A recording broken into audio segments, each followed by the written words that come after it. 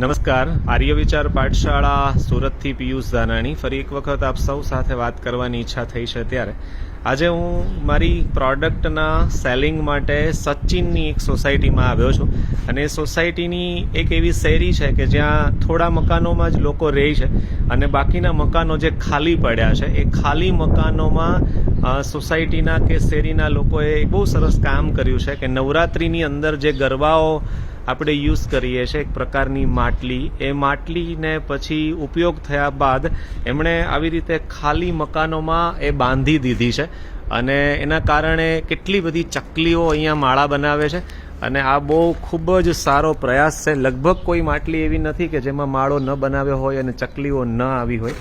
તો આ એક ખૂબ મોટો મેસેજ છે કે આપણે પણ આપણી સોસાયટીઓમાં બંધ મકાનોમાં કે અન્ય વધારાની જગ્યાઓ હોય એની અંદર આપણે આ કરી શકીએ. અને અહીંયા ચકલીઓ છે જ, વિડીયોમાં કદાચ હું બતાવી નથી શકતો. એક ચકલી આપ જુઓ છો સામે બેઠી છે. અન્ય ઘણી બધી ચકલીઓ આ તાર ઉપર અહીંયા હતી પણ હમણાં એ ઉડી છે અને મેં અહીંયા આ લોકોને પૂછ્યું તો એ લોકોએ મને એવું કીધું કે હા, અહીંયા ચકલીઓ ઓલરેડી હતી એટલે જ અમને આ વિચાર આવ્યો અને પછી ચકલીઓનું પ્રમાણ ખૂબ વધ્યું છે. તો મારી આપ સૌને વિનંતી છે કે આવા પ્રયાસો આપણા દ્વારા થવા જરૂરી છે, કારણ કે આપણે આપણા મકાનો બનાવવા માટે આવી ચકલી માત્ર નહીં પણ હજારો પક્ષીઓના રહેણાંક એટલે કે ઝાડ કાપીને આ સોસાયટીઓ આપણે ઊભી કરી છે. ત્યારે આપણી ફરજમાં આવે છે કે આપણે એમના માટે પણ કંઈક કરીએ.